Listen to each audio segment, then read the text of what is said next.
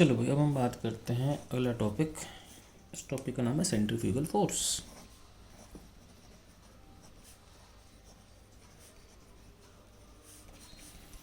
Centrifugal force कुछ नहीं होता, इट इज सूडो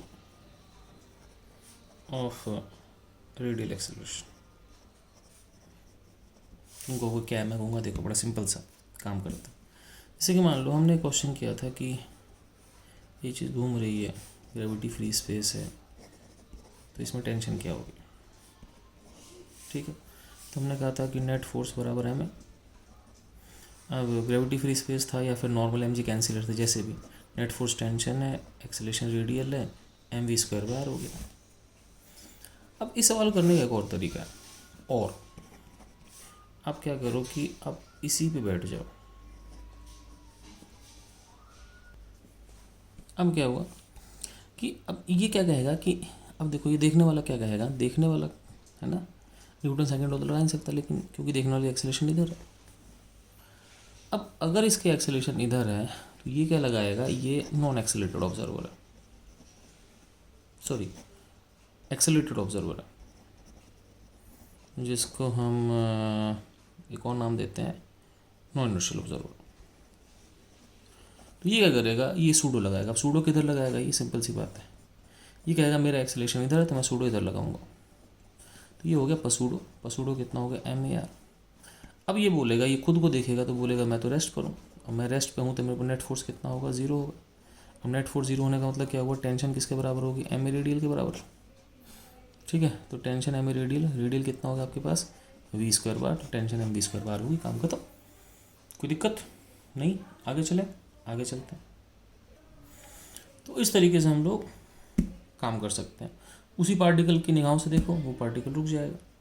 ठीक है ना। अब इसका फ़ायदा क्या होता है, इसका कुछ फ़ायदे होते हैं। जैसे क्या फ़ायदे होते हैं मैं समझा रहा हूँ आपको। फ़ायदा ये है कि if particle is at rest, ये जनरली सूडो का फ़ायदा है, then acceleration and force are zero in all direction. जैसे कि मान लो मैं आपको समझाता हूँ, जैसे मान लो ये कोनिकल पेंडुलम है, अब इसका एक्सेलरेशन इधर है, ये टी है, ये थीटा है। अब क्या हुआ कि इस पर एम जी है, सही है, तो ये एक्सेलेटेड है, तो f perpendicular to a zero हो जाएगा। तो ये थीटा है, तो इस डायरेक्शन में फोर्स जीरो होगा, इस डायरेक्शन में क्या होगा, t cos theta M g के बराबर होगा, टी बराबर m g by cos theta हो गया। अब कई बच्चे गलती क्या करते हैं, कई बच्चे ऐसे गलती करते हैं, बच्चे का बड़े भी कर देते हैं, कि वो करते हैं कि टी इधर है, एम जी इधर है, ये थीटा है, ये भी थीटा है। अब क्या हुआ, ये थीटा है तो इधर एम जी कॉस थीटा कर दिया, क्यों नहीं चल रहा। अब कई लोग क्या कहते हैं कि t M G cos theta के बराबर है, चल जा मेरे बाप चल जा। अब टी अगर एम जी कॉस थीटा के बराबर, तो टी एम जी से कम हो गया, और यहाँ पे m ji by cos theta M g से बड़ा हो, क्योंकि कॉस थीटा 1 से छोटा होता है। अब खुद सोचो, आप टी या तो एम जी से बड़ा होगा, एम जी छोटा, नेचुरल सी बात है, ये चीज़ गलत है। क्यों, क्योंकि आप इन दोनों को कैंसिल नहीं कर सकते। ये अनर्थ इसलिए है क्योंकि फोर्स केवल एक्सेलेरेशन के परपेंडिकुलर जीरो होता है ना। Force is not zero in all directions, force her direction में जीरो थोड़ा होता है। तो गलती से आपने ऐसा कुछ कर दिया तो आप फंस जाओगे। लेकिन अगर मैं पार्टिकल की निगाह से देखूंगा तो चीज़ें बहुत फ़ायदेमंद हो जाती हैं। कैसे, मैं समझाता हूँ। अब सपोज मैं पार्टिकल की निगाहों से देखता हूँ, पार्टिकल की निगाहों से देखोगे जब आप, आगे दिख रही है नहीं दिख रही, मुझे भी नहीं दिख रही। तो अब देखो, पार्टिकल क्या बोलेगा, मेरा एक्सेलरेशन इधर है तो मैं बाहर लगाऊंगा सूडो फोर्स, इधर टेंशन, इधर एम जी। ठीक है, अब क्या हुआ, पार्टिकल के देखने से पार्टिकल आ गया रेस्ट पर। ठीक है, पार्टिकल रेस्ट पे आ गया। ठीक है ना। अब कोई चीज़ रेस्ट पर है या किसी चीज़ का एक्सेलरेशन जीरो, तो फोर्स है ना, एक्सेलरेशन जीरो है तो फोर्स बराबर एम ए बराबर जीरो इन ऑल डायरेक्शन होगा।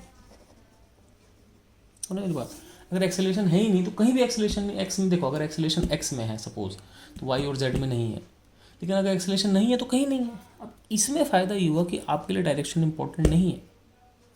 आप इस केस में कैसे भी सॉल्व करो, जैसे कि मान लो मैंने टी कॉस थीटा और टी साइन थीटा कर दिया, सपोज मैंने कर दिया कि t sine theta m radial है, ठीक है ना, हमने रेस्ट पे कर दिया। T cos theta M g है, इसको वी स्क्वायर बाय या ओमेगा स्क्वायर आर लिख लो, आर मान लो ये रेडियस है, ठीक है। तो यहाँ से T M G by cos theta आ गया। तुम बोलोगे सर अगर आप एक्सिस बदल दो, बदल लो भाई, किसने मना किया, कैसे भी कर लो, कहीं भी 4 0 करो जहाँ आपका मन करे। आप क्या करो, ऐसे कर लो, लेकिन रेडियल ये सूडो लगाना, यही सूडो क्या होता है, सेंट्रीफ्यूगल होता है, ठीक है।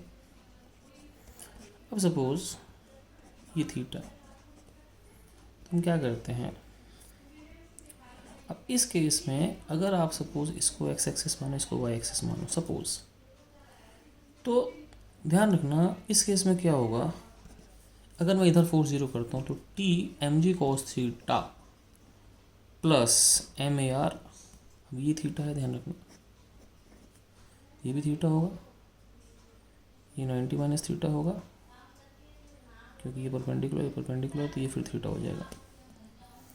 तो m ji cos theta plus m A R sine theta हो जाएगा।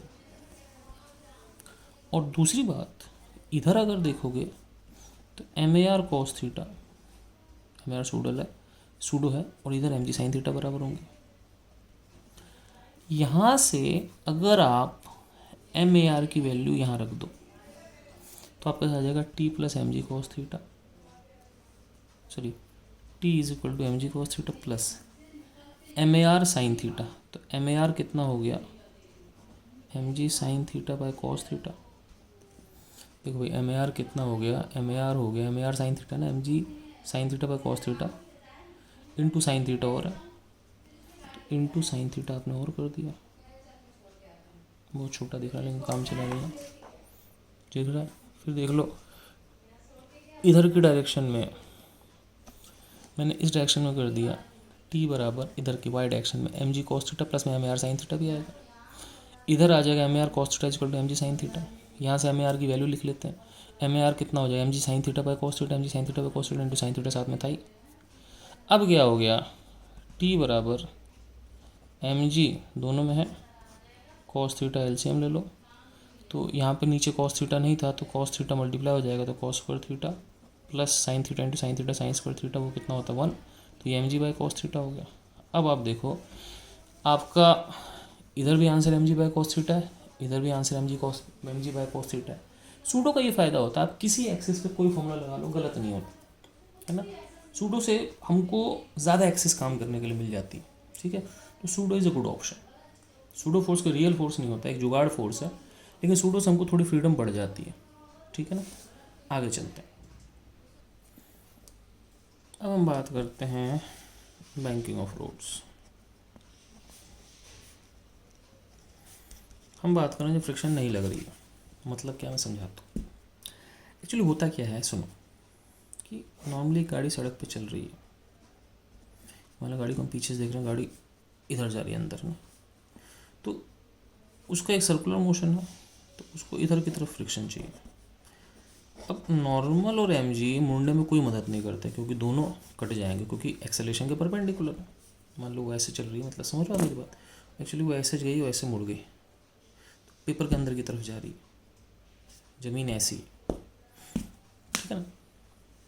और अगर ऊपर से देखो आप, तो मान लो ये गाड़ी है, तो ये मान लो ऐसे मुड़ रही है, तो नॉर्मल ऊपर एम जी नीचे कट गए, है ना। तो भाई अब फ्रिक्शन के जिम्मे है उसको मोड़ना, फ्रिक्शन कितना लगेगा, म्यू इंटू नॉर्मल, ठीक है। नॉर्मल एम जी कोई काम नहीं कर रहा है। अब सोचो किसी को मुड़ना है, और मान लो एक हॉरिजॉन्टल सर्कल पे मुड़ना है, ठीक है, तो उसमें नॉर्मल एम जी तो कुछ नहीं कर सकता, क्योंकि अगर किसी को हॉरिजॉन्टल सर्कल पे चलना है तो उसका एक्सेलरेशन हॉरिजॉन्टल होगा, और एम जी तो वर्टिकल होता है, तो एम जी तो उस डायरेक्शन में कोई काम कर नहीं सकता, लेकिन नॉर्मल काम कर सकता है। कैसे normal reaction can support turning, normal reaction can support turning, normal reaction turning support कर सकता है, ठीक है, ऑन अ हॉरिजॉन्टल सर्कल। कैसे, मैं समझाता हूँ। वैसे तो जनरली सीधी ज़मीन पर नॉर्मल ऊपर एम जी नीचे और एक्सेलरेशन हॉरिजॉन्टल, क्योंकि हॉरिजॉन्टल सर्कल है, नॉर्मल सपोर्ट नहीं करते। लेकिन सोचो अगर आपने सड़क थोड़ी तिरछी कर दी, ये ज़्यादा तिरछी होगी लेकिन मान लो थोड़ी तिरछी, तो नॉर्मल तिरछा हो जाएगा। अब नॉर्मल तिरछा होने से क्या है कि अगर आपको एक हॉरिजॉन्टल टर्न करना है ना, तो अब क्या हो गया कि नॉर्मल का एक टुकड़ा इधर एक टुकड़ा इधर, आपको नॉर्मल कुछ ना कुछ मदद कर देगा। तो यहाँ पर नॉर्मल की मदद मिल सकती है। आप मेरी बात समझ रहे हो? फिर देखो मैं समझाता हूँ। जैसे मैं आपको एक वीडियो दिखाता हूँ, देखो आप दिख रही है क्या? अब देखो ये क्या, एक साइकिलिंग का स्टेडियम है।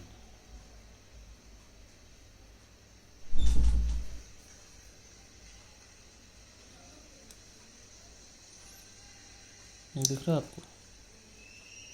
ये उठा हुआ है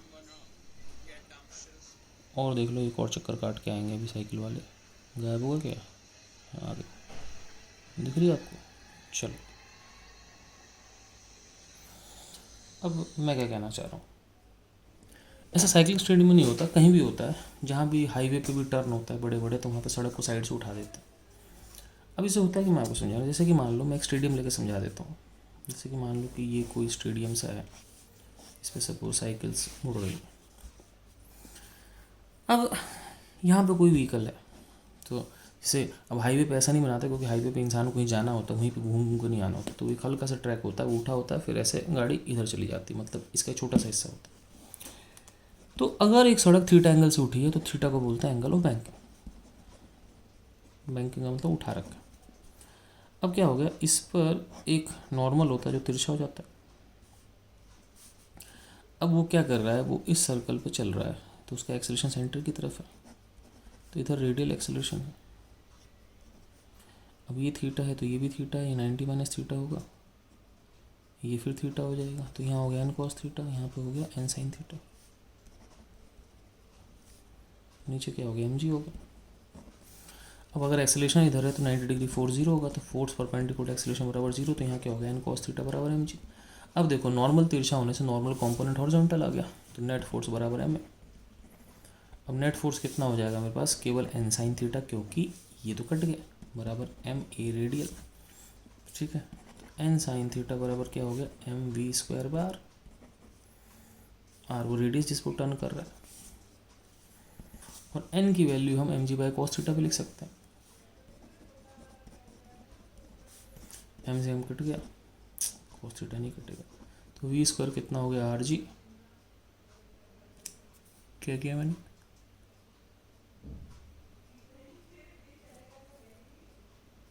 कुछ गलती कर दी। एन साइन थीटा बराबर m radial, radial v square bar n हो गया एम जी बाय कोस, अच्छा एन साइन थीटा है ना, तो साथ में साइन थीटा और आएगा।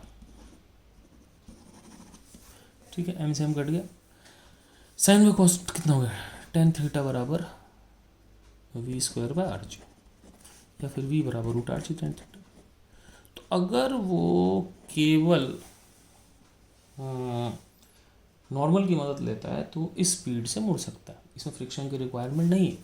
ठीक है, फ्रिक्शन अगर आएगा तो वो स्पीड बढ़ा घटा दोनों सकता है, लेकिन केवल बिना फ्रिक्शन के केवल नॉर्मल से मुड़ने के लिए स्पीड होती है, इसको बोलते हैं स्पीड ऑफ बैंकिंग। तो ऐसा यहाँ नहीं है, ऐसा हाईवे पे हर जगह पे आपको ऐसा दिखता है। ठीक है ना, जैसे मैं आपको एग्जांपल दिखाता हूँ हाईवे पे बैंकिंग कैसे होती है। जब भी हाई स्पीड टर्न होता है वहाँ बैंकिंग कर देते हैं। Let me show you some images.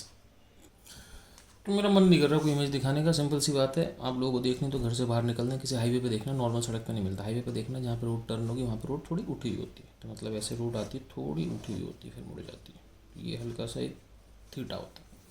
ठीक है, तो ये स्पीड ऑफ बैंकिंग होती है। अब ये तब है v बराबर root r g tan theta, जब सिंपल सी बात है, जब मैं फ्रिक्शन को यूज़ नहीं करना चाहता। अगर मैं फ्रिक्शन यूज़ करूँगा तो मेरी स्पीड अलग अलग भी हो सकती है। ठीक है, तो अब हम देखते हैं आगे क्या कर सकते हैं। अब ऐसा करना तो नीचे लेके हम बैंकिंग को सूडो से देखते हैं। मान लो यहाँ कोई कार है, थीटा एंगल ऑफ बैंकिंग है, ये एक गोल चक्कर लगा रहा है। ठीक है ना, पूरा स्टेडियम पूरा चक्कर होगा, नहीं होगा तो इतना चल के आगे चले जाएगा, जो भी। अब इसका जो एक्सेलरेशन है वो बेसिकली इसका एक्सेलरेशन है इधर। तो अगर मैं पार्टिकल के निकाल देखूँ तो सूडो लगेगा, इस सूडो को बोलते हैं सेंट्रीफ्यूगल। ठीक है, सूडो लग गया, नीचे mg हो गया, एक नॉर्मल हो गया जो कि तिरछा है। अब फोर्स आपको जहाँ जीरो करना वहाँ जीरो करो, है ना। मैं एक बार और देखूंगा कि हम लोग एक बारी नॉर्मल हॉरिजॉन्टल और वर्टिकल एक्सिस लेते हैं। तो सपोज मान लो ये थीटा है, ये थीटा है, ये थीटा है, तो यहाँ हो गया n cos थीटा, यहाँ हो गया n sin थीटा। अगर आप नॉर्मल कंसिडर करोगे तो ये बॉडी रेस्ट पे दिखेगी,